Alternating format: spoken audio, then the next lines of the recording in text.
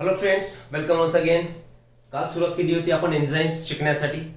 Enzymes lecture 7 च्या part 1 मध्ये आपण एन्झाईम्स, त्याचं स्ट्रक्चर, टर्शियरी स्ट्रक्चर, त्याचे ॲडव्हान्टेजेस, जसं की tertiary structure provides additional stability to the enzyme and increases its water solubility. त्याच्यानंतर आपण बोललो की सबस्ट्रेट काय आहे, त्यांच्यामध्ये टाइप्स ऑफ एन्झाईम्स, वेगवेगळे एन्झाईम्सचे टाइप सुद्धा आपण बघितले. ठीक आहे ना, जसं की एंडो एन्झाईम्स, एक्झो एन्झाईम्स, एक्स्ट्रीमोझाईम्स, ॲबझाईम्स, वेगवेगळे टाइप्स आपण त्याचे बघितलेत. आणि त्याच्यानंतर आता समोरचा कंटिन्यू आपण पार्ट करूयात की ही टर्म कोणी दिली होती ते आपण बघितलं. पण आता याचं नॉमेनक्लेचर कसं आहे, याचं एन्झाईमचं क्लासिफिकेशन आपण कोणत्या कोणत्या क्लासेसमध्ये करणार. तसे तर भरपूर सारे क्लास एन्झाईमचे प्रेझेंट असतील, पण त्याच्यापैकी आपल्या एनसीईआरटी मध्ये जे 6 क्लासेस दिलेले आहेत ते क्लासेस सुद्धा आपण याच्यामध्ये कव्हर करू. ठीक आहे. Apart from that, factors affecting enzymatic activity, जसं की टेम्परेचर आहे, पीएच आहे, सबस्ट्रेट कॉन्सन्ट्रेशन असेल. आपण Michaelis Menten constant, Km constant study we have dealt with, right. त्याच्यानंतर आपण बोलू तर आज मेकॅनिझम ऑफ एन्झाईम ऍक्शन किंवा how this enzyme speed up the rate of reaction. Velocity कशाला म्हणतो आपण, एन्झाईम व्हेलॉसिटी किंवा त्या रेट ऑफ रिएक्शन कशाला म्हणतो, सगळ्या गोष्टी चला आपण वेळ न घालवता 1 बाय 1 याच्यामध्ये कव्हर करूया. वेल, राईट. आता क्लासिफिकेशन ऑफ एन्झाईम मध्ये नॉर्मली आता तुम्ही शिकलेले असाल, एन्झाईम या वर्डला शेवटी ASC असा एक सफिक्स लागून येतो. म्हणजे याच्या अगोदर काही असू शकेल, जसं की एंटरोकायनेज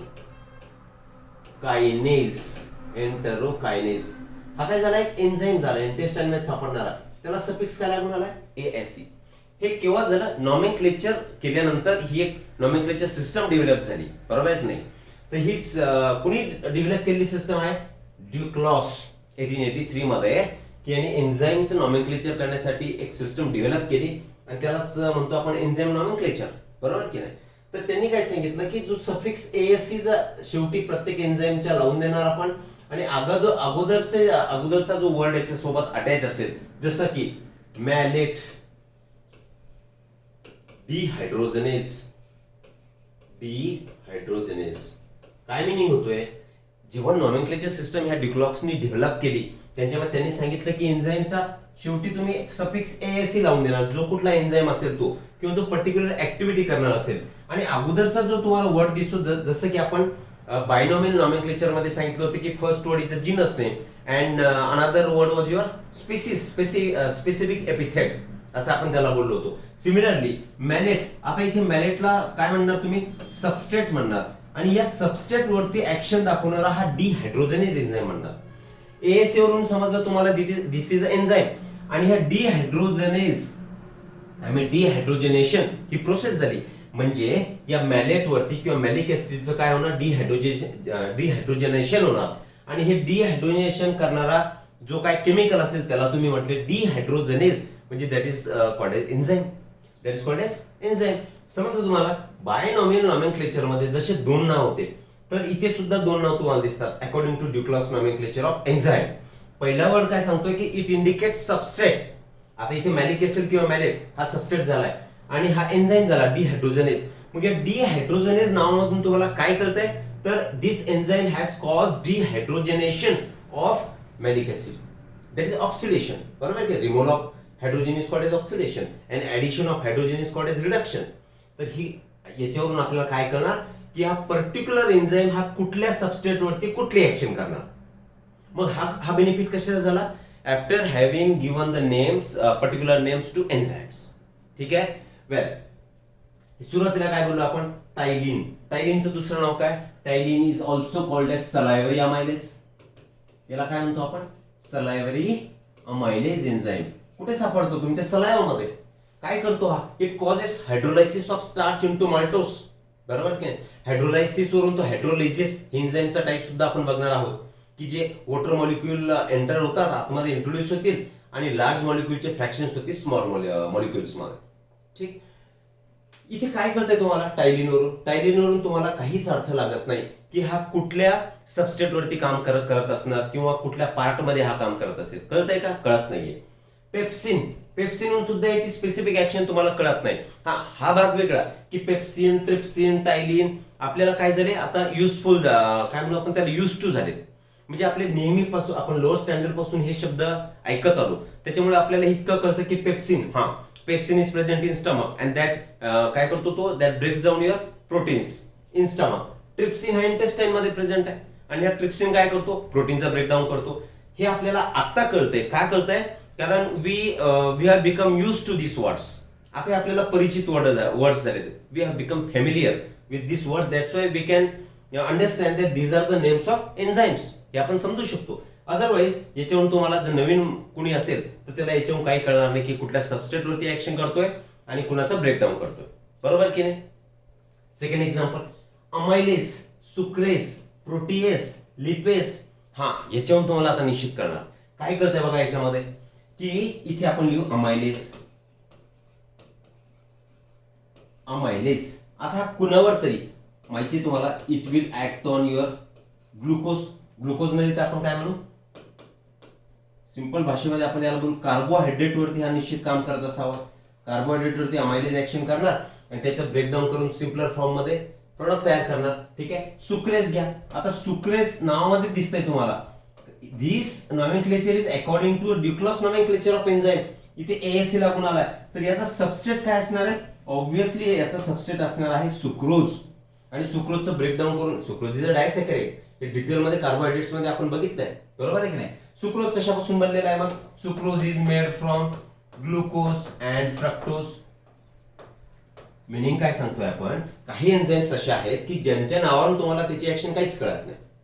मग या नॉमेनक्लेचरच्या हिशोबाने जर बघितलं तुम्ही तर अमायलेस, सुक्रेस, प्रोटीएस, लिपेजेस, तर शेवटी याला सफिक्स एएससी लागून आलाय. म्हणजे तुम्हाला ओळखायला आता खून झाली की no doubt these are enzymes. आणि सबस्ट्रेट सुद्धा तुम्हाला याच्यावरून कळणार की हा कार्बोहायड्रेट वरती अमायलेस काम करेल, सुक्रोज वरती सुक्रेस काम करेल. प्रोटीएस घ्या. चला, प्रोटीएस, ऑब्व्हियसली प्रोटीएस हा कुणावरती काम करणार? It will act on your proteins आणि याच्यापासून तो काय करणार? अमिनो ऍसिड तयार करणार. आता ते त्यांच्या सॉरी त्याच्यापासून पेप्टोन्स तयार होतील. ठीक आहे, तो भाग वेगळा आहे, पण फायनली अमिनो ऍसिड तयार होणार. इन शॉर्ट समजून घ्या, प्रोटीएजेस कुणावरती काम करतायत तर तुम्हाला नावामध्ये कळतंय एएससी आहे हा एन्झाइम आणि प्रोटी म्हणजे प्रोटीन वरती काम करणारा. तसं ट्रिप्सिन आणि पेप्सिन मध्ये तुम्हाला कळालं का? नाही कळालं. हे का कळालं? कारण एएससी याला सफिक्स लावला म्हणजे हे एन्झाइम जर हे तर फिक्स झालं. ठीक. पॅपेन, ब्रोमेलिन, अगोदरचे नॉमेनक्लेचर, त्या नॉमेनक्लेचर म्हटल्यापेक्षा त्या एन्झाइम्सला नाव दिले तर अकॉर्डिंग टू सोर्स. आता या पॅपेनचा सोर्स काय? This papain enzyme, all these are enzymes. ठीक आहे ना? The papain is obtain from papaya. Papaya पासून हे आपली जी पपई असते, पपईमध्ये हा सोर्स, पॅपेनचा सोर्स काय तर पपई आहे. त्याच्यामध्ये त्या पपयामध्ये म्हणून त्याला नाव काय देऊन दिलं? पॅपेन. आणि ब्रोमिलेन, हा ब्रोमिलेन हा कशामधून मिळतोय तुम्हाला? पाइनॅपल. पाइनॅपल मध्ये जो एन्झाइम प्रेझेंट असेल that enzyme is nothing but bromelain. म्हणजे दिस एन्झाइम्स आर काय म्हणू आपण त्याला, given the names according to the source from which they are obtain. ठीक आहे. नंतर काय? DNA polymerase. याच्यावरून सुद्धा तुम्हाला कळते डीएनए पॉलिमरेज मधून काय कळते तुम्हाला की डीएनएचं पॉलिमरायझेशन करणारा एएससी असल्यामुळे enzyme means enzyme that causes DNA polymerisation. म्हणजे डीएनएचं मल्टिप्लिकेशन करण्यासाठी पॉलिमरायझेशन हा एन्झाइमचा वापरला जात असावा, डीएनए पॉलिमरेज. वेल, सो हे काय झालं तुमचं नॉमेनक्लेचर झालं. आणि ही सिस्टम डेव्हलप कोणी केली? ड्युक्लॉक्सने केली. वरचे 4 एक्झाम्पल आपण याच्यासाठी घेतलेत की काही एन्झाइम्स असे आहेत की ती एन्झाइम आहे हे आपल्याला कळत नाही. का कळत नाही? कारण particular specific nomenclature system develop झालेलं नाहीये. याच्यामध्ये बघा काहीच कळत नाहीये. आता नॉमेनक्लेचर, ड्युक्लॉसच्या नॉमेनक्लेचरच्या अनुषंगाने बघितलं तर एएससी लागून आलं की एन्झाइम समजा. आता तुम्ही बघा amylase, sucrase, protease, lipase, polymerase, हे according to nomenclature system of Duclaux. ठीक आहे. तर हे काय झालं? Nomenclature of enzymes. पुढे जाऊ आपण. एन्झाइम्सचं क्लासिफिकेशन. आता एन्झाइम्सला क्लासिफाय कसं करायचं म्हणजे according to their function, according to their action. कुठली ऍक्शन करतोय? हायड्रोलायसिस करतोय का? हो, मग ठीक आहे, हायड्रोलायसिस त्याला म्हणून टाका. काही एन्झाइम्स कसे असतील ते आयसोमरायझेशन करतील. म्हणजे त्यांचे ऑप्टिकल आयसोमर्स असो, त्याचे एनन्शिओमर्स असो किंवा जिओमेट्रिकल आयसोमर्स असो. जर आयसोमर म्हणजे काय? Having similar molecular formula but different structural formula. ज्यांचा स्ट्रक्चरल फॉर्म डिफरंट असेल असे जे कंपाऊंड्स असतात, मॉलिक्यूल असतात, त्याला म्हणतो आपण आयसोमर. मग आयसोमरायझेशन करणारे जे एन्झाईम्स असतील त्यांना तुम्ही आयसोमरायझेस म्हणणार. ठीक आहे. काही काय करतील, हायड्रोलिसिस न करता सबस्ट्रेटचा ब्रेकडाऊन करतील, ग्रुपची शिफ्टिंग करतील, मग त्यांना तुम्ही लायजेस म्हणणार. ठीक आहे. म्हणजे अकॉर्डिंग टू देअर फंक्शन काही काय करणार की एका सबस्ट्रेटचा एक ग्रुप दुसऱ्या सबस्ट्रेटकडे ट्रान्सफर करून देणार, जरी तो फ्री अवस्थेमध्ये नसेल तरी सुद्धा. मग जे ट्रान्सफर करणारे एन्झाईम्स असतील त्याला तुम्ही ट्रान्सफरेजेस म्हणा. Let us see. चला वन बाय वन आपण बघून घेऊ. ही जे पिक्चर्स आपण घेतलेत ते ऍज इट इज स्क्रीनशॉट मी तुमच्या एनसीईआरटी मधून घेतलेत, म्हणजे एनसीईआरटीचा टच याला असावा. Otherwise we have taken another examples और we have changed the definition. Change the definition म्हणजे काय, एक्सप्लेन करण्याचा जो फॉर्म आहे डेफिनेशनचा तो आपण वेगळा घेतलाय. राईट. पहिला घ्या, ऑक्सिडो रिडक्टेजेस नावामध्ये दिसते तुम्हाला. हे बघा, ASES झालं म्हणजे काय झाला, एन्झाईम झाला अकॉर्डिंग टू डिक्लॉस नोमेनक्लेचर सिस्टम. ऑक्सिडो रिडक्टेजेस म्हणजेच काय, याच्यामध्ये दोन प्रोसेस होणार. ते ऑक्सिडेशनही करणार आणि रिडक्शन सुद्धा करणार. What is oxidation? ऑक्सिडेशन म्हणजेच काय, रिमूव्हल, मायनस दाखवतो मी, रिमूव्हल ऑफ हायड्रोजन. क्लिअर ना? Removal of hydrogen is called as oxidation and addition of hydrogen is called as reduction. एक तर इलेक्ट्रॉनची देवाणघेवाण होणार किंवा हायड्रोजन रिमूव्ह होईल किंवा हायड्रोजन ऍड होईल. मग हे जो एन्झाईम हे ऑक्सिडेशन किंवा रिडक्शन करणार ते एन्झाईम्स असतील त्यांना तुम्ही काय म्हणा, ऑक्सिडो रिडक्टेज एन्झाईम्स म्हणणार. ठीक आहे.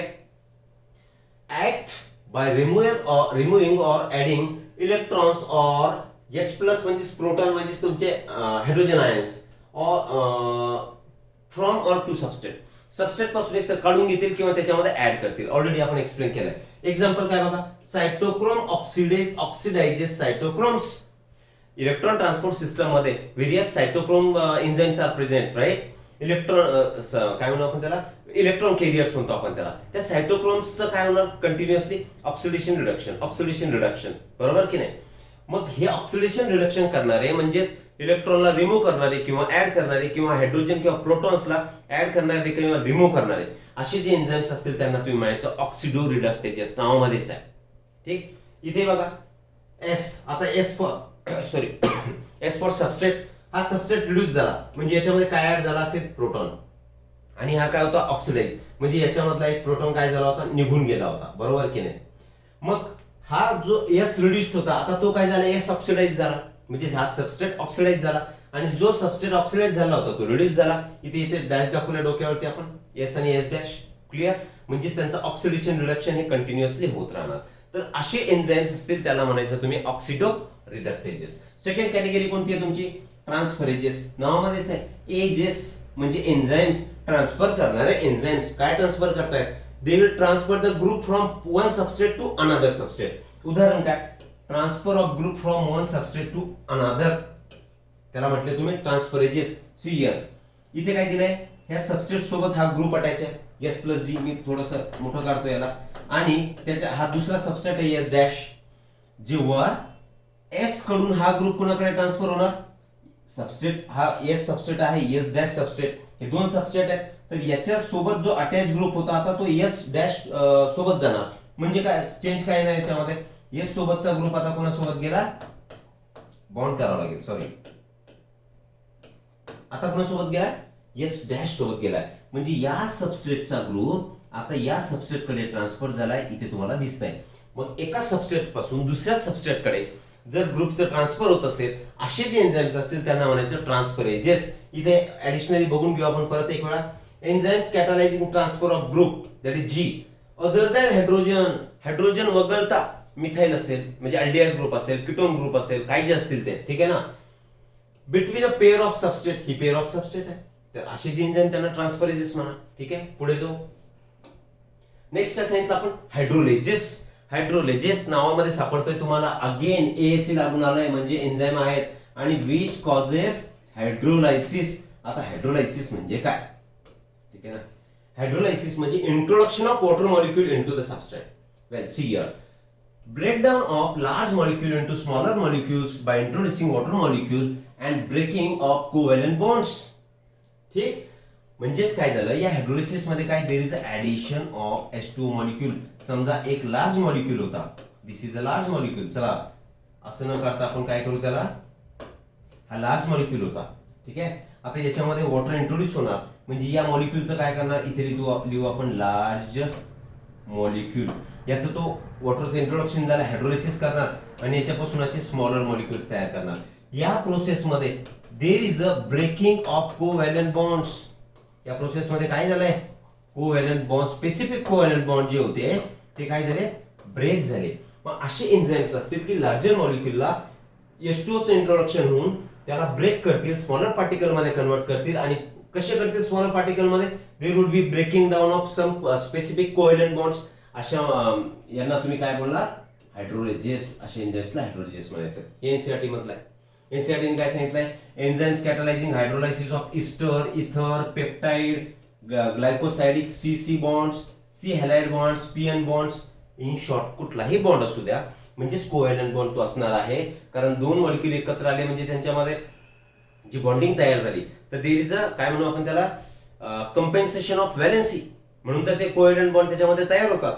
हे कोव्हॅलंट बॉन्ड ब्रेक होणार, लार्ज मॉलिक्यूल स्मॉल मॉलिक्यूल मध्ये कन्वर्ट होणार. कशामुळे, bye addition or introduction of water molecule. अशा एन्झाइम्सला तुम्ही म्हणायचं हायड्रोलायजेस. ठीक आहे. एक्झाम्पल काय घेऊ आपण, hydrolysis of starch. Starch is hydrolysed into maltose. हा पॉलिसॅकॅराइड, हा डायसॅकॅराइड आहे, बरोबर की नाही. आणि हे हायड्रोलायसिस करणारा एन्झाइम कुठला असणार तुमचा, सलायव्हरी अमायलेज. एग्जांपल झालं, क्लियर आहे. चलो आगे बढ़ते हैं. Next is लायजेस. लायजेस काय करणार, हा सुद्धा ब्रेकडाऊन करणार परंतु याच्यामध्ये काय होणार नाही, हायड्रोलायसिस होणार नाही. Sheer cleavage of specific covalent bonds, तिकडे सुद्धा कोव्हॅलंट बॉन्ड ब्रेक झाले होते. And removal of group without hydrolysis. Group remove होतोय पण हायड्रोलायसिस होत आहे का, नाही. वॉटर मॉलिक्यूलचं इंट्रोडक्शन होत आहे का, नाही. मग अशी जी प्रोसेस असेल त्याला म्हणायचं लायसिस. आणि दॅट लायसिस करणारे एन्झाइम्स म्हणजे युअर लायजेस. म्हणजे CC bond cleavage in histidine. Example घेतलंय आपण, to form histamine and carbon dioxide by histidine decarboxylase. म्हणजे आपण काय करू, इथे लिहू histidine. What is histidine, histidine is amino acid. आता याचं काय करणार आपण, कोणता एन्झाइम याच्यामध्ये वापरणार, हिस्टिडीन डिकार्बोक्सिलेज. नावामध्ये दिसतंय डी, डी म्हणजे रिमूव्हल, काय कार्बोक्सी CO2. CO2 चं रिमूव्हल करणार आणि त्याच्यापासून कोण प्रोडक्ट तयार होणार, तर हिस्टामाइन तयार होणार. ठीक आहे ना. हिस्टामाइन, हिस्टामाइन माहिती आहे तुम्हाला की ह्या ॲलर्जिक रिएक्शन्स मध्ये नॉर्मली काय रिलीज होतो. ठीक आहे. म्हणजे इथे हा हिस्टामाइन होता, याच्यामधले सुद्धा काय ब्रेक केले, कुठे कोव्हॅलंट बॉन्ड याच्यामध्ये ब्रेक केले. कोणत्या एन्झाइमने केले, आता नाव दिलं हिस्टिडीनवर. हिस्टिडीनचं डिकार्बोक्सिलेशन करतोय म्हणून त्याला म्हटले डिकार्बोक्सिलेज. कुणाचं करतोय, हिस्टिडीन. म्हणून हा जरा सबस्टेट आणि त्याचं नाव सुरुवातीला आपण जे बोललो होते म्हणून नाव दिलं हिस्टिडीन डिकार्बोक्सिलेज. डिकार्बोक्सिलेज म्हणजे CO2 बाहेर पडला आणि ऑब्व्हियसली CO2 बाहेर पडला, कोव्हॅलंट बॉन्ड ब्रेक झाला तर हिस्टामाइन हा बाहेर पडेल. ठीक, ओके. हे according to your NCERT. CR काय झालं, हे दोन कार्बन आहेत, इथे एक्स आणि वाय ग्रुप अटॅच होते. यांचं काय झालं आता, शिफ्टिंग झालंय. शिफ्टिंग झालं म्हणजे काय, सीसी सेपरेट झाला आणि इथे एक्स वाय हे सेपरेट झाले. ठीक आहे. म्हणजे ग्रुप काय झाला, रिमूव्ह झाला. ठीक. म्हणजे असे एन्झाइम्स की जे without hydrolysis there would be shifting of group by breaking of covalent bonds are termed as lyases. ठीक, आगे बढ़ते हैं. नेक्स्ट आयसोमरेजेस नावामध्येच आहे. आयसोमरायझेशन करणारे एन्झाइम्स म्हणजे तुमचे आयसोमरेजेस. ठीक. कोणतं एक्झाम्पल घेऊ आपण याच्यामध्ये, फॉस्फोहेक्सोज आयसोमरेज. फॉस्फोहेक्सोज आयसोमरेज. सांगा मला आता तुम्ही याच्यामधला एन्झाइम कुठला आहे, आयसोमरेज. का, कारण हा आयसोमर तयार करणार. एएससी लागून आले, कळालं आपल्याला एन्झाइम आहे काय करणार आहे, आयसोमरायझेशन प्रोसेस करणार आहे. सबस्ट्रेट काय आहे, फॉस्फोहेक्सोज म्हणजे हेक्सोज शुगर याच्यामध्ये. म्हणजेच glucose 6 phosphate will be converted into fructose 6 phosphate. आता ग्लुकोज मध्ये सुद्धा 6 कार्बन आहेत, इकडे सुद्धा 6 कार्बन आहेत. फक्त त्यांच्या ग्रुपची शिफ्टिंग होणार, बरोबर आहे. त्यांचं स्ट्रक्चरल फॉर्म हा चेंज होणार. म्हणजेच हे काय झाले, एकमेकांचे काय झाले, आयसोमर झाले. म्हणजेच आयसोमरायझेशन करणारे जे एन्झाइम्स असतील त्या एन्झाइम्सला तुम्ही म्हणायचे एन्झाइम आयसोमरेजेस. इथे अकॉर्डिंग टू एनसीईआरटी बघू, includes all enzymes catalysing interconversion of optical, geometric and positional isomer. Interconversion होणार. हा आता फ्रक्टोज 6 फॉस्फेटचा ग्लुकोज 6 फॉस्फेट सुद्धा तयार होऊ शकेल. याला आपण रिव्हर्सिबलचं साइन टाकू शकतो. पण याच्यामध्ये जो एन्झाईम असेल त्याला काय म्हणणार तुम्ही, आयसोमरेज. कुठला एन्झाईम आहे, फॉस्फोहेक्झोज आयसोमरेज. ठीक है, म्हणजे इन शॉर्ट आइसोमराइजेशन करने एंजाइम्स आर आइसोमरेजेस. क्लियर. आगे बढ़ते हैं 6 नंबर पे, लाइगेजेस. लाइगेजेस में लाइगेट करने, जोड़ने, जोड़णारे एंजाइम्स, म्हणजे इथे बॉन्ड फॉर्मेशन होणार. बरोबर की नाही. कोव्हॅलंट बॉन्ड फॉर्मेशन, बॉन्ड तयार होईल तेव्हा ते लाइगेट होतील, जोडल्या जातील of to substrate to form a large molecule. याच्या विरुद्ध हायड्रोलायजेस मध्ये काय होतं, larger molecule by breaking of covalent bonds was काय म्हणतो आपण कन्वर्टेड इनटू स्मॉलर पार्टिकल्स किंवा स्मॉलर मॉलिक्युल्स. याच्या अपोजिट लायगेजेस मध्ये होणार. स्मॉलर जे मॉलिक्युल्स असतील त्यांच्यामध्ये कोव्हॅलंट बॉन्डिंग होणार आणि त्याच्यापासून larger size molecules will be synthesized. तर असे जे एन्झाइम आहेत त्याला म्हणायचं लायगेजेस. आणि या केसमध्ये यांच्या ही जी लायगेट करण्याची प्रोसेस असेल तर ही प्रोसेस कशी असणार आहे, आपण दुसऱ्या भाषेमध्ये बोलायचं तर एंडोथर्मिक, म्हणजे एनर्जी रिक्वायरिंग. एंडोथर्मिक नाही, हिटचा काही संबंध नाही, फक्त समजून सांगण्यासाठी मी तुम्हाला सांगतोय. इथे एनर्जीचा एक्सपेन्स लागणार and that energy would be obtain by hydrolysis of ATP. एटीपीचा हायड्रोलायसिस करून ती एनर्जी मिळवणार. जर कोव्हॅलंट बॉन्ड करून त्या लायगेशन 2 मॉलिक्युलचं करायचं असेल आणि लार्ज मॉलिक्युल तयार करायचा असेल तर. ठीक. Well, see here, pyruvate plus CO2 हे 2 स्मॉल मॉलिक्युल आहेत. आता यांच्यापासून कोण तयार झाला, ऑक्झॅलो ऍसिटेट. हे पायरुवेट कशामध्ये दिसते तुम्हाला, क्रेब्स सायकलच्या अगोदरची लिंक रिएक्शन. बरोबर की नाही. तर ग्लायकोलायसिसचा एंड प्रोडक्ट इज पायरुवेट. त्याच्यामध्ये CO2 ऍड होणार आणि त्यांच्यापासून ऑक्झॅलो ऍसिटेट तयार होणार. म्हणजेच काय, याच्यामध्ये एटीपीची एनर्जी वापरली, एटीपीचं हायड्रोलायसिस झालं आणि पायरुवेट कार्बोक्सिलेज. का, कारण addition of CO2 is called as carboxylation. मग कार्बोक्सिलेशन करणारा एन्झाइम म्हणजे कार्बोक्सिलेज.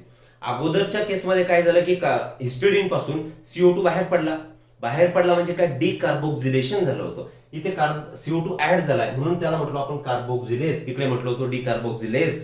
मग कोणत्या सबस्ट्रेट वरती काम केलंय, पायरुवेट वरती काम केलंय. मग pyruvate carboxylase by using energy from ATP hydrolysis to form oxaloacetate is the example of your enzyme ligase. See here.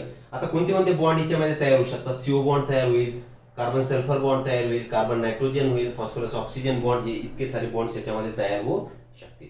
So this is how there are various classes of enzymes. आणि particularly तुम्हाला NCERT मध्ये you have only 6 classes for study. ठीक. आगे बढ़ते. नंतर factors affecting enzymatic activity. अगोदरच्या लेक्चरमध्ये एन्झाइमच्या वेळी आपण बघितलं होतं की एन्झाइम्स शो स्पेसिफिसिटी. स्पेसिफिसिटीचा अर्थ काय झाला की त्या एन्झाइमला एक स्पेसिफिक सबस्ट्रेटच अटॅच होणार. तो एन्झाइम एका स्पेसिफिक कंडिशन मध्येच काम करणार. तो एन्झाइम एका सबस्ट्रेटच्या कॉन्सन्ट्रेशन वरतीच काम करणार. ठीक आहे. आणि स्पेसिफिक कंडिशन्स मध्ये काय घेणार आपण, पीएच आणि टेम्परेचर. म्हणजे जे फॅक्टर एन्झाइमची ऍक्टिव्हिटी काय करतात, एफेक्ट करतात, अशा फॅक्टरला म्हणू आपण फॅक्टर्स अफेक्टिंग एन्झाइम ऍक्टिव्हिटी. त्याच्यामध्ये टेम्परेचर असणार, पीएच असणार, सबस्ट्रेटचं कॉन्सन्ट्रेशन असणार. आता ऑप्टिमम टेम्परेचर आणि ऑप्टिमम पीएच म्हणजे काय, असा पीएच ऑफ द सराउंडिंग किंवा असं temperature of the surrounding at which there will be maximum activity of an enzyme. खाली लिहू आपण. चला, ऑप्टिमम टेम्परेचर अगोदर घेऊ. It is the temperature at which enzyme shows maximum activity. Maximum activity. त्याला तुम्ही काय म्हणणार, what will you call it? You will call it as a optimum temperature. असं टेम्परेचर जास्त, खूप कमी पण नाही, खूप जास्त पण नाही, असं एक पर्टिक्युलर टेम्परेचर ज्याची एका रेंज मध्ये असेल, जसं की 5 to 45 ही एक रेंज असणार आहे. ठीक आहे. काही कसे असणार तुमचे, काय म्हणतो आपण त्याला, चला पुढे बघू आपण. Temperature at which the enzyme shows maximum activity is called as optimum temperature. तसंच पीएच, ऑप्टिमम पीएच कशाला म्हणणार तुम्ही, pH, it is a pH at which at which enzymes show maximum activity. मग असं जर टेम्परेचर आणि पीएच असेल त्यांना म्हणायचं optimum temperature and optimum pH. Clear आहे सगळ्यांना. म्हणजेच एका पर्टिक्युलर पीएच रेंज मध्ये किंवा पर्टिक्युलर टेम्परेचर रेंज मध्येच एन्झाइम्स काम करणार. हा ऑप्टिमम टेम्परेचर आणि ऑप्टिमम पीएच चा मिनिंग झालाय. ठीक आहे, पुढे जाऊ आपण. पहिला फॅक्टर घेऊ, ऑप्टिमम टेम्परेचर. ऑप्टिमम हा शब्द आपण मुद्दामच घेतलाय, कारण टेम्परेचर कमी पण असू शकतं, टेम्परेचर जास्त असू शकतं, बरोबर की नाही. नॉर्मली हे जे वेल ग्राफ बघू आपण, सी इयर. इथे अगोदर लक्षात घ्या, हे काय झालं तुमचा टेम्परेचर रिलेटेड. इकडे एन्झाईम ऍक्टिव्हिटी आहे, इथे मी लिहितो, इथे चला एन्झाईम ऍक्टिव्हिटी. ठीक आहे, आणि इकडे टेम्परेचर. आता टेम्परेचर जसं जसं वाढत चाललंय तशी इकडे एन्झायमॅटिक ऍक्टिव्हिटी सुद्धा वाढत चालली आहे, बरोबर. एका पर्टिक्युलर लेवल पर्यंत ती वाढली, आणि बियॉन्ड विच हे एक पर्टिक्युलर टेम्परेचर असेल, व्हॉट एव्हर द टेम्परेचर. असं समजू आपण की हे टेम्परेचर होतं आता आपलं 35 डिग्री सेल्सिअस, इकडे होतं 0 टेम्परेचर. ठीक आहे, काय केलंय आपण, हे 0 इकडे असेल 5, 10, 15, 20 असं समजून घ्या. 35 इथे आलंय, आणि याच्यानंतर इकडे घेऊ आपण 60 डिग्री सेल्सिअस. समजतं मी काय बोललोय. सी इयर 0 डिग्रीला काहीच ऍक्टिव्हिटी नव्हती, मग 5 डिग्रीला 5 डिग्री पासून ऍक्टिव्हिटी दाखवणं सुरू केलंय. जसं जसं टेम्परेचर वाढत चाललंय तशी त्या एन्झाईमची ऍक्टिव्हिटी वाढत चालली आहे. परंतु एका टेम्परेचरला म्हणजे तेही पर्टिक्युलर टेम्परेचर आहे, आणि त्यात पर्टिक्युलर टेम्परेचर आहे 35 डिग्री सेल्सिअस. याच्यानंतर त्यांचं प्रोटीनचं डिनेचरेशन सुरू होणार. 35 डिग्री नंतर हळूहळू हळूहळू हळू अप टू 60 डिग्री सेल्सिअस याचं कम्प्लीट ऍक्टिव्हिटी डिक्लाइन होऊन जाणार, स्टॉप होऊन जाणार. का असं होणार ते बघू आपण. ग्राफ समजला तुम्हाला. कारण हे जे टेम्परेचर असेल तर या टेम्परेचर पासून आता त्यांचं ब्रेकडाऊन होणं सुरू होणार. म्हणजे बिलो 5 डिग्री सेल्सिअस हा टेम्परेचर, बिलो 5 डिग्री सेल्सिअस टेम्परेचरला हा जो तुमचा एन्झाईम असेल तर enzyme will be in its inactive form. कळालं का? लिहून घेऊ पूर्ण आपण. Below 5 degree Celsius enzyme will be in its inactive form, and above particular range, particularly above 40 असं लिहू आपण. above 40 degree Celsius enzyme starts, कारण एन्झाईम्सला आपण काय बोललो होतो, enzymes are proteins. Enzymes starts म्हणजे protein starts denaturating or denaturation. त्यांचं डिनेचरेशन होणार म्हणजे त्या एन्झाईमचं ब्रेकडाऊन होणार. इथे हा एन्झाईम ब्रेक होऊन जाणार. परंतु जेव्हा टेम्परेचर 5 डिग्री पेक्षा कमी असेल किंवा नियर टू फ्रीजिंग पॉईंट जर असेल, ठीक आहे, near or equal to freezing point असेल, तर त्या केसमध्ये तो इनऍक्टिव्ह फॉर्म मध्ये असणार आहे. ब्रेकडाऊन झाला का? No breakdown. इथे लिहून ठेवू आपण, no breakdown at this temperature. परंतु 40 डिग्रीच्या पुढे आणि 45 असेल, 46 असेल, 50 असेल, त्यावेळी मात्र डिनेचरेशन होणार आणि तो प्रोटीन काय म्हणू ब्रेक होऊन जाणार. म्हणजे एन्झाईमची ऍक्टिव्हिटी कम्प्लिटली डिग्रेड होऊन जाणार. तो आता ऍक्टिव्हिटी शो करू शकणार नाही. इन शॉर्ट सांगण्याचा मुद्दा हा चाललाय की हा जो एन्झाईम आहे हा पर्टिक्युलर टेम्परेचरच्या रेंज मध्येच काम करतो, and that range is 5 to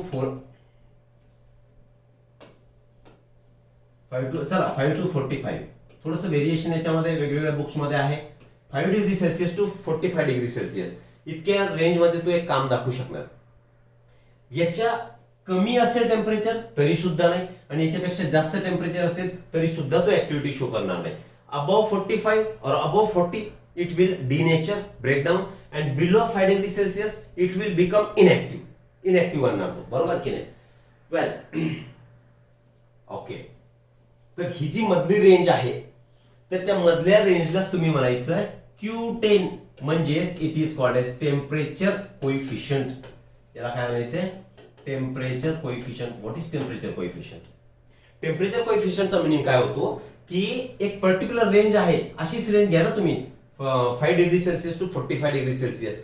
या रेंज मध्ये जर टेम्परेचर मध्ये तुम्ही राईज करायला लागले, फॉर एक्झाम्पल अगोदर इथे लिहितो मी 5 डिग्री, 10, 15, चला जास्त घेऊ आपण, चला ओके 25 डिग्री, 30, 35, 40 डिग्री इतकं सेल्सिअस हे टेम्परेचर असेल. ठीक आहे, आपण काय समजून घेतो टेम्परेचर कोइफिशियंट कशाला म्हणायचं, किंवा त्यालाच म्हणतो आपण Q10 व्हॅल्यू. ठीक, कोइफिशियंट व्हॅल्यू 10 का? कारण 10 डिग्रीचा संबंध, 10 डिग्री सेल्सिअसचा संबंध याच्याशी येतोय.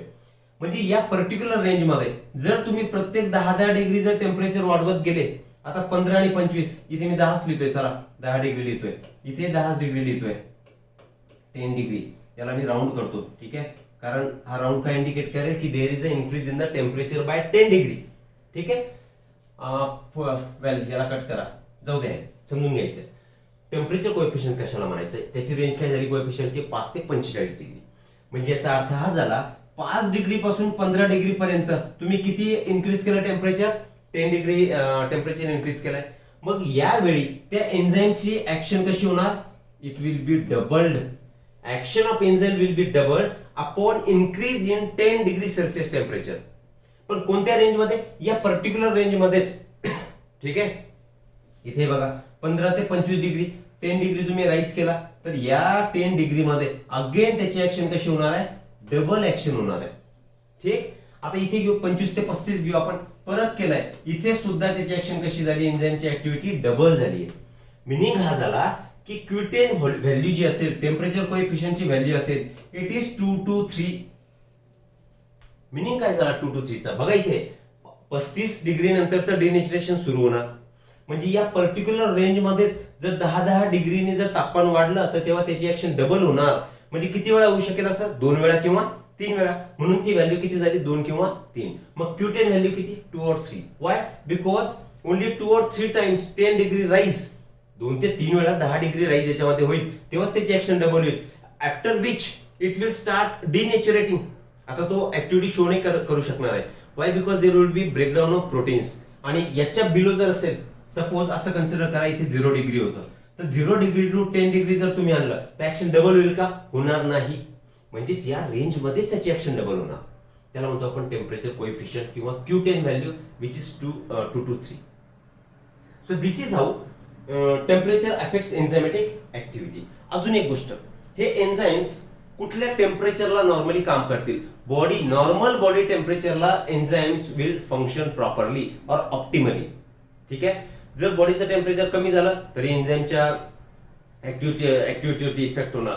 जर बॉडीचं टेम्परेचर खूप जास्त झालं, खूप जास्त म्हणजे होऊन किती होणार, त्याच्यानंतर आपण मरूनच जातो, बरोबर की नाही. सगळ्याचा मुद्दा हा, बॉडी टेम्परेचरला enzymes, maximum enzymes show optimum activity. ठीक आहे. तर हा असा तुमचा कर्व ऑप्टेन होणार. याच्यानंतर त्याचं डिनेचरेशन स्टार्ट झालंय आणि इथे त्याची ऍक्टिव्हिटी राईज होत गेली, वाढत गेली. Beyond which there is a no further increase in the activity of enzyme. Normally 35 degree Celsius ला याचं डिनेचरेशन स्टार्ट होऊन जातं. डिनेचरेशन ऑफ प्रोटीन और enzyme starts and at 60 degree Celsius denaturation completes. Denaturation completes. कळतंय तुम्हाला. जर तुम्हाला नीट मध्ये क्वेश्चन आला आणि त्याच्यामध्ये 35 डिग्री सेल्सिअस डिनेचरेशनचं टेम्परेचर जर असेल तर your answer will be 35 degree. त्याच्यानंतर स्टार्ट झालंय. आणि जर असं विचारलं की कम्प्लीट डिनेचरेशन केव्हा होणार, तर that complete denaturation will occur at 60 degree Celsius temperature. Clear this. तर हे झालं तुमचं temperature factor which affect enzymatic activity. Clear आहे. चलो आगे बढ़ते हैं. फिर पीएच चा सुद्धा सेम येतोय बघा. इकडे एन्झाईम ऍक्टिव्हिटी आणि इथे पीएच. पीएच चा आता मी पुढे घेणार खरं तर, पण इथे मी लिहितोय जसा जसा पीएच वाढत चाललाय तशी तशी एन्झाईमची ऍक्टिव्हिटी वाढत चालली. सराउंडिंग मिडियमचा पीएच वाढला, ऍक्टिव्हिटी इथपर्यंत वाढली. याच्यानंतर there is a decrease in the activity of enzyme, कारण पीएच जास्त वाढत चाललाय. कारण हे सुद्धा एन्झाईम सुद्धा एका पर्टिक्युलर पीएच रेंज मध्येच काम करतात आणि मॅक्सिमम एन्झाईम्स, पुढे जाऊ आपण, डायग्राम समजली तुम्हाला. मॅक्सिमम जे इंट्रासेल्युलर एन्झाईम्स असतील, intracellular enzymes work best at neutral pH. Neutral pH म्हणजे काय तुमचा 7 इज अ न्यूट्रल पीएच. या पीएच ला मॅक्सिमम इंट्रासेल्युलर सेलच्या आतमध्ये फंक्शन करणारे एन्झाईम्स हे चांगले फंक्शन करतील, बरोबर आहे. आणि नॉर्मल पीएच रेंज जी असणार आहे it is your 6 to 8. 6 to 8 या पीएच मध्ये नॉर्मली, लास्ट लेक्चर मध्ये सुद्धा आपण बोललोय, या नॉर्मल पीएच रेंज मध्ये मॅक्सिमम एन्झाईम्स हे नॉर्मली फंक्शन करतील. ठीक आहे. एक्झाम्पल घेऊ आपण. फॉर एक्झाम्पल पेप्सिन घ्या. पेप्सिन हा एन्झाईम काय कुठे प्रेझेंट असतो, pepsin is present in the stomach. कशासाठी आहे, it is for breakdown of proteins, बरोबर आहे. प्रोटीनचं काय करतो हा, ब्रेकडाऊन करतो. याला जो फेवरेबल पीएच आहे तर पीएच इज 2. या 2 पीएच ला पेप्सिन ऍक्ट करणार इन द स्टमक. आपण बोललो 6 ते 8 मध्ये नॉर्मली मॅक्सिमम इंट्रासेल्युलर एन्झाईम्स काम करतात, बघा ना, न्यूट्रल पीएच ला बोललो आपण. आणि तोच जर तुम्ही ट्रिप्सिन घेतला इफ यू कन्सिडर ट्रिप्सिन, आता ट्रिप्सिन कुठे प्रेझेंट आहे? Trypsin is present in intestine, बरोबर. तो सुद्धा कोणाचं ब्रेकडाऊन करतोय? It is also breaking down your प्रोटीन्सच ब्रेकडाऊन करतोय. परंतु याची जी पीएच रेंज असेल या ट्रिप्सिनची, इट इज 8 to 8.5. या पीएच ला ट्रिप्सिन काम करणार. काल आपण हे सांगितलं होतं की याच पीएच रेंज मध्ये तुमचा कुठला एन्झाईम काम करतोय? रुबिस्को, पेपकेस. हे एन्झाईम्स कशामध्ये? सेम रेंज मध्ये काम करतायत. सांगण्याचा मुद्दा हा झाला की देर is a particular pH range during which there would B maximum activity of enzyme, आणि त्यालाच म्हटलो आपण optimum pH.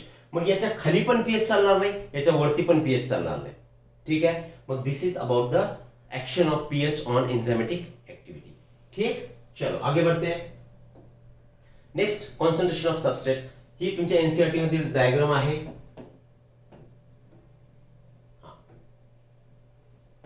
PH of your substrate concentration काय सांगितलं आपण? समजा हा काय तुमचा एन्झाईम असेल, आपण असं जस्ट एकच साईड दाखवायला. हा काय झालाय? तुमचा एन्झाईम झालाय. कालही अशी सेम डायग्राम आपण घेतली होती, बरोबर की नाही? एन्झाईम्स वरती ऍक्टिव्ह साईट प्रेझेंट असतात, आणि ते ऍक्टिव्ह साईट म्हणजे काय? Particular sequence of amino acid, ज्याच्यामध्ये वेगवेगळे ग्रुप्स हे प्रेझेंट असू शकतील, जसं NH2 असेल किंवा सल्फर असेल, फॉस्फरस असेल, वॉट एव्हर. तर ही काय झाली? तुमची ऍक्टिव्ह साईट. ठीक आहे. आणि ऍक्टिव्ह साईटला इथे आता मी सबस्ट्रेट वेगळा काढतोय, सेम आकाराचा सबस्ट्रेट, हा याला असा फिट होणार, तर याला मी इथे म्हणतोय सबस्ट्रेट. सबस्ट्रेट म्हणजे काय? सबस्ट्रेट इज काय म्हणू आपण इथे? सम substance, for example, or some chemical which gets bind to your active site, बरोबर. मग ऍक्टिव्ह साईटला हा सबस्ट्रेट बाइंड होणार आहे. आपण काय बोललो? सबस्ट्रेट आणि एन्झाईम. नंतरचा आपला हा पॉइंट असेल की how enzyme speed up the rate of reaction, त्याच्यामध्ये डिटेलमध्ये डिस्क्राईब करू आपण. इथे समजून घ्या.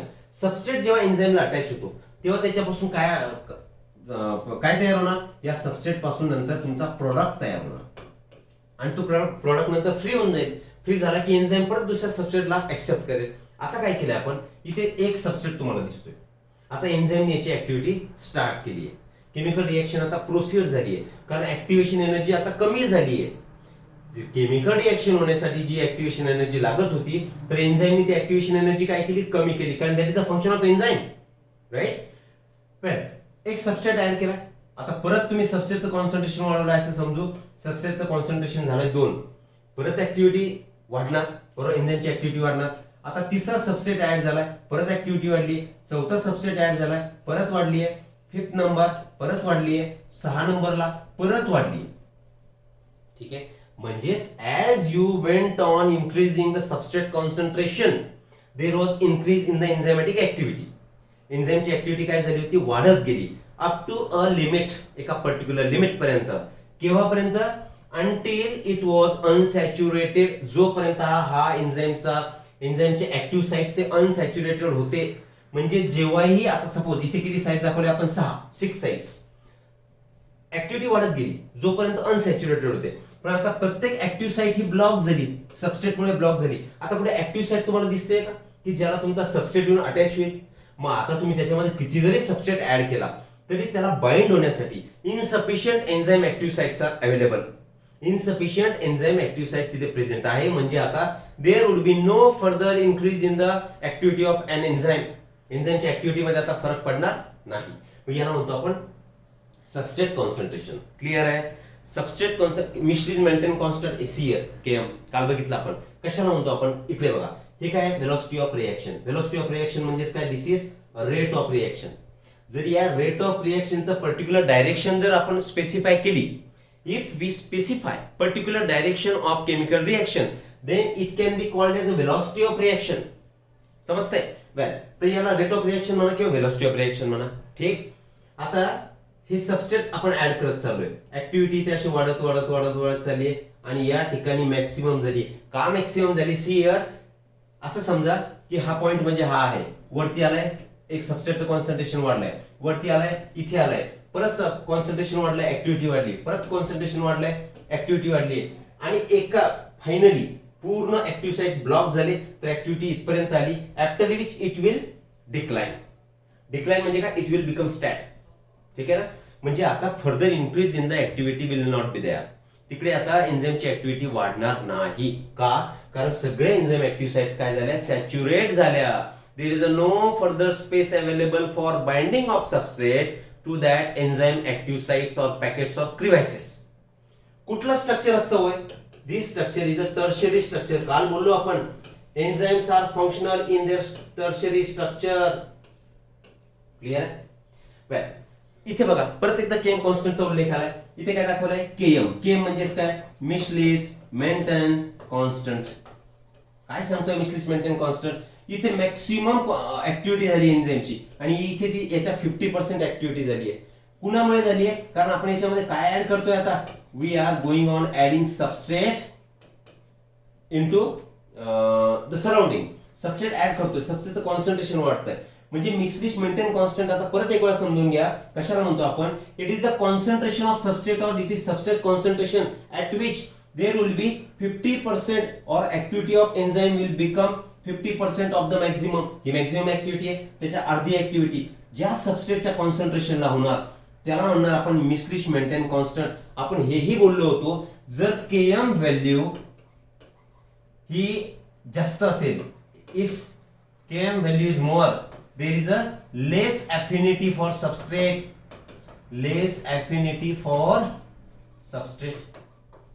कळतंय तुम्हाला? आणि केएम व्हॅल्यू जर जास्त असेल, इफ केएम व्हॅल्यू कमी असेल, I mean KM value less, then affinity is more. Obviously affinity of substrate will be more. समजतंय तुम्हाला? तर हे केएम कॉन्स्टंटचं झालं. जसं जसं सबस्ट्रेट कॉन्सन्ट्रेशन वाढलंय तस तशी ऍक्टिव्हिटी वाढली आहे. जेव्हा पूर्ण साईट आहे सॅच्युरेट झाल्या तेव्हा ऍक्टिव्हिटी तिथे स्टॉप झाली. स्टॉप झाली म्हणजे त्याच्यामध्ये वाढ झाली नाही. तो दिस इज आउट. केएम कॉन्स्टंटला तुम्ही काय म्हणू शकता परत? Vmax/2. 50% maximum velocity of that reaction. अर्धी ऍक्शन सबस्ट्रेट कॉन्सन्ट्रेशनला जी होईल त्याला केएम कॉन्स्टंट म्हणा किंवा Vmax/2 म्हणा. कारण दिस इज युअर Vmax. सी इथे दिलेच आहे, दॅट इज Vmax. ठीक आहे. तर हे कोणा संबंधित झालं? कॉन्सन्ट्रेशन ऑफ सबस्ट्रेट बद्दल झालंय. पुढे जाऊ. How enzyme speed up rate of reaction. Enzyme हे रेट ऑफ रिएक्शन कसे वाढवतात? सी, समजा एक पर्टिक्युलर कंपाऊंड असेल, मॉलिक्युलर किंवा एक काय म्हणू आपण त्याला कंपाऊंड म्हणू, किंवा एखादी केमिकल रिएक्शन त्याचे रिएक्टंट्स म्हणू. रिएक्टंट्स, ठीक आहे ना? आता या रिएक्टंट्स मध्ये वेगवेगळे मॉलिक्यूल प्रेझेंट असणार. There will be pool of molecule. या रिएक्टंट्स मध्ये काय असणार आहे? Pool of molecule. म्हणजे भरपूर सारा क्वांटिटी वेगवेगळ्या मॉलिक्यूल्सचे प्रेझेंट असतील. त्याच्यापैकी some molecules will have more energy. Some मॉलिक्यूलची एनर्जी काही मॉलिक्यूलची एनर्जी कशी असणार? जास्त असणार आहे. Some molecules will have average energy. ठीक आहे. आणि some molecule will have lower energy. काय बोलतो मी कळलं तुम्हाला? फॉर एक्झाम्पल हे इतके सारे मॉलिक्यूल्स आहेत, भरपूर सारे मॉलिक्यूल आहेत. याच्यापैकी काय झालं? ह्या दोन मॉलिक्यूल यांची एनर्जी कशी होती? त्यांची मॅक्झिमम एनर्जी होती. यांच्यापैकी समजा हे 3 घ्या, यांची एनर्जी कशी आहे? लोअर एनर्जी आहे. आणि हे बाकीचे जे 4 तुम्हाला दिसत आहेत तर यांची एनर्जी कशी आहे? तर यांची एनर्जी आहे तुमची ऍव्हरेज. ठीक आहे. कोणती एनर्जी? Kinetic energy. आता जेव्हा केमिकल रिएक्शन सुरू व्हायची, तर केमिकल रिएक्शन सुरू होते वेळी there should be kinetic energy or sufficient energy to start the chemical reaction. Chemical reaction सुरू करण्यासाठी त्या मॉलिक्युल्स मध्ये, रिएक्टंटच्या मॉलिक्युल मध्ये काय असणं गरजेचं आहे? सफिशियंट अमाऊंट ऑफ एनर्जी, किंवा त्याला म्हणू शकतो आपण फ्री एनर्जी. बरोबर आहे. मग काहींची फ्री एनर्जी कशी आहे? जास्त आहे. काहींची ऍव्हरेज आहे आणि काहींची एकदम कमी आहे. मग याच्यापैकी ज्यांची जास्त एनर्जी आहे, मोर एनर्जी, ते मॉलिक्यूल रिएक्शनला स्टार्ट करून देतील. बरोबर आहे की नाही?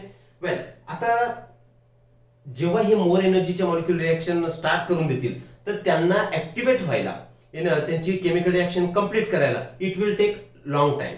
ठीक आहे ना? In case of this long time will be taken for completion of chemical reaction. समजते मी काय बोलतोय? For completion of reaction. परत एक वेळा काय सांगितलं आपण? समजा रिएक्टंट्स आहे, त्याच्यामध्ये भरपूर सारे मॉलिक्यूल प्रेझेंट आहेत. काही मॉलिक्यूल कसे असणार की ज्यांच्यामध्ये फ्री एनर्जी भरपूर आहे, काही मॅक्सिमम असे असतील की ज्यांची ॲव्हरेज एनर्जी आहे, आणि काही मॉलिक्युल्स असतील त्यांच्यामध्ये खूप कमी एनर्जी प्रेझेंट असेल. मग केमिकल रिॲक्शन स्टार्ट करायची, मग त्यांच्यामध्ये फ्री एनर्जी असणं गरजेचं आहे. मग फ्री एनर्जी असणं गरजेचं आहे तर ती केमिकल रिॲक्शन तर स्टार्ट होईल, परंतु ती कंप्लीट होण्यासाठी it will take long period of time. बरोबर आहे की नाही? म्हणजेच ही जी एनर्जी लागते की जी केमिकल रिॲक्शन सुरू करण्यासाठी गरजेची असते, आपण लिहू energy required to start a chemical reaction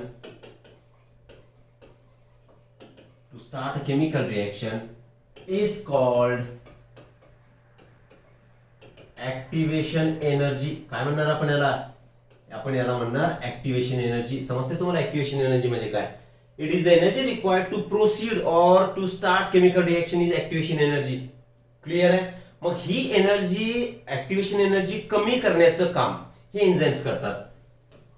इथे लिहू आपण enzymes lower energy of activation और ऍक्टिव्हेशन एनर्जी. ऍक्टिव्हेशन एनर्जी कमी करण्याचं काम हे एन्झाइम्स असतं. आता जर तुम्हाला केमिकल रिएक्शन घडून आणायची आहे, ठीक आहे, जर केमिकल रिएक्शन तुम्हाला करून आणायची, तुम्हाला एक ऑप्शन काय, त्या मॉलिक्युलची एनर्जी वाढवा.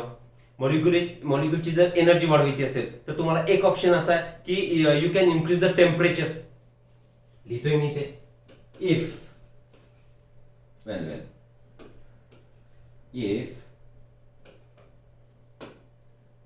we wish, इच्छा आहे आपली, we wish to activate molecules.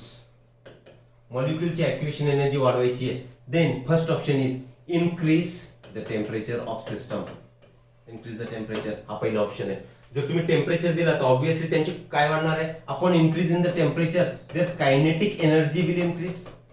त्यांची काय वाढणार आहे, kinetic energy of molecules will increase. कळतंय ना? त्यांची कायनेटिक एनर्जी वाढेल, पण प्रत्येक केसेस मध्ये तुम्ही टेम्परेचर देऊ शकाल का? नाही देऊ शकणार आहे. मग दुसरा ऑप्शन काय, this was the first option. Second option, you add to it an enzyme. दुसरा पर्याय काय, आपल्याला जर केमिकल रिएक्शन सुरू करायची असेल आणि लवकर कंप्लीट करायची असेल तर ऍडिशन ऑफ एन्झाइम. मग ऍक्च्युअली जेव्हा तुम्ही टेम्परेचर त्या सिस्टमचं वाढवलं होतं, टेम्परेचर वाढवल्यानंतर कायनेटिक एनर्जी वाढली, म्हणजेच there was a collision in between molecule. ते एकमेकावरती आदळलेत. बरोबर आहे? त्यांच्यामध्ये कोलिजन झालं आणि एका पर्टिक्युलर डायरेक्शननी that reaction proceeded in particular direction, ती रिएक्शन प्रोसीड झाली.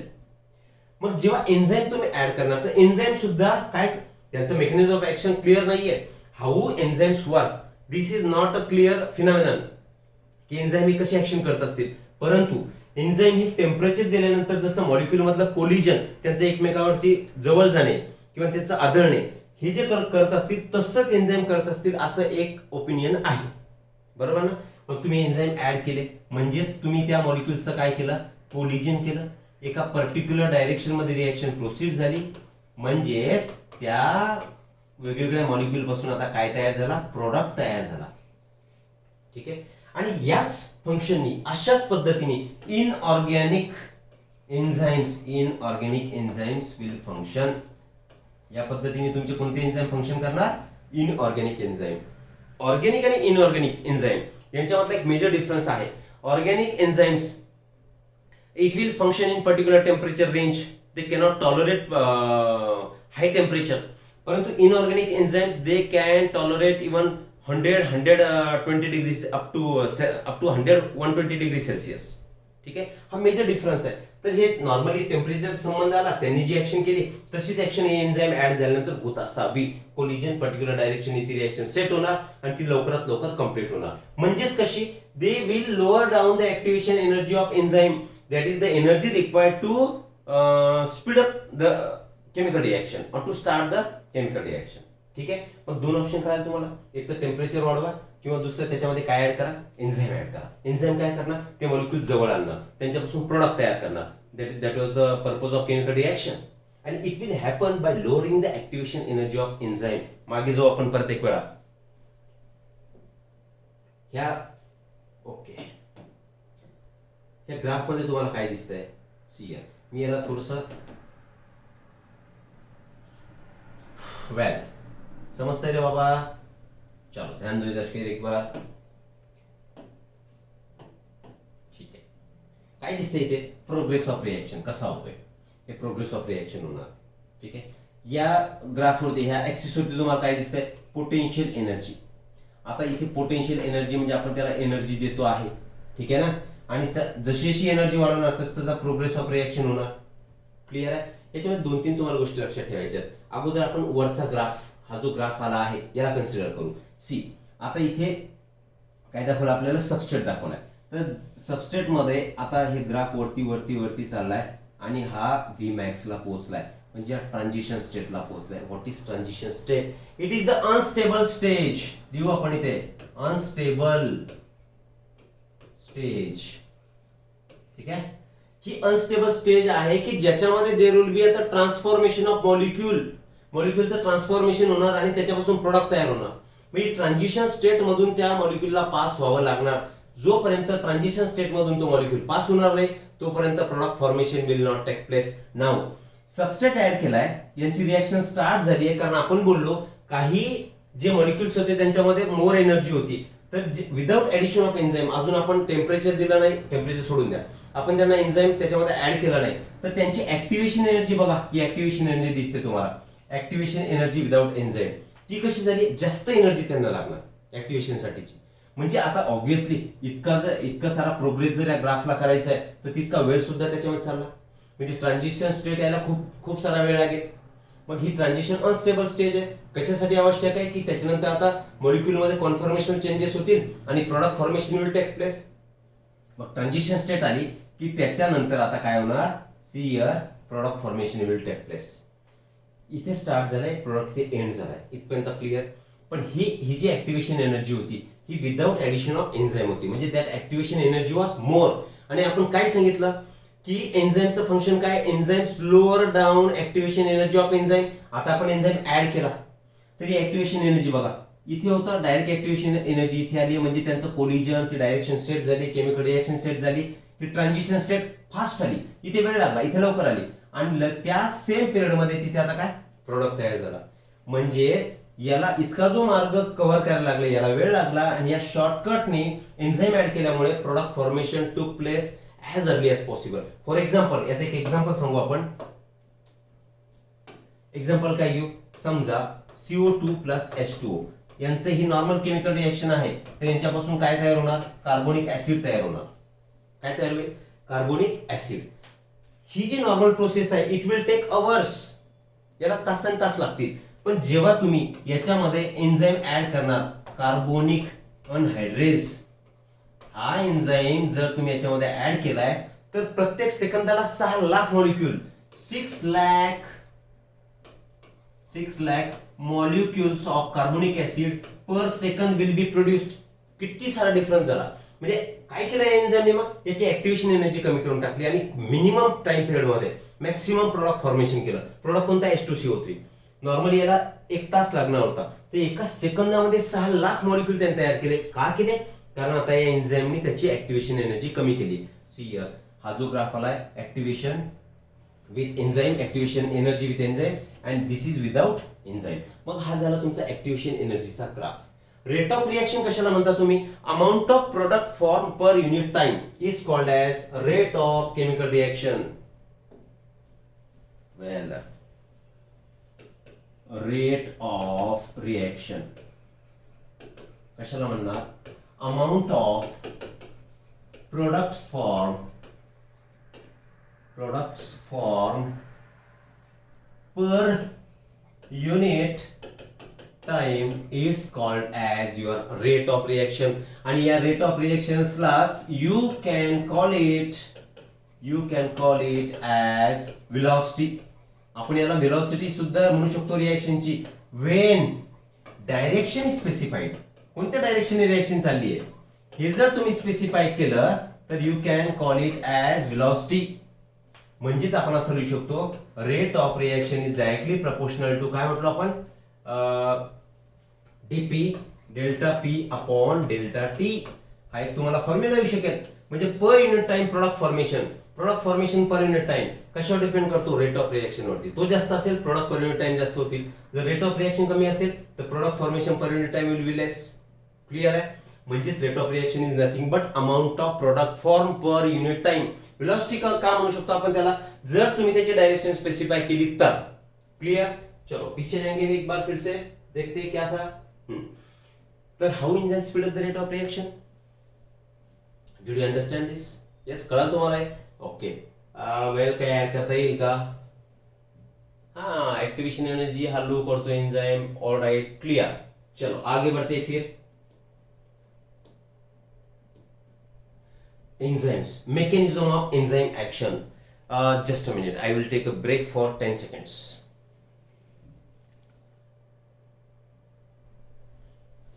ओके गाईज, आपण एक काम करूत. ऑलरेडी 55 मिनिट्सचा हा व्हिडिओ झालाय, फार लेंदी व्हायला नको. त्याच्यामुळे आपण पार्ट 3 मध्ये मेकॅनिझम ऑफ ऍक्शन हे जे तुम्हाला समोर दिसतंय हे कव्हर करूयात. आणि इनिबिटर्स त्याच्यामध्ये आपण कॉम्पिटेटिव्ह किंवा non competitive inhibition of enzymatic activity या गोष्टी आपण त्याच्यामध्ये कव्हर करू. Yes, thank you very much.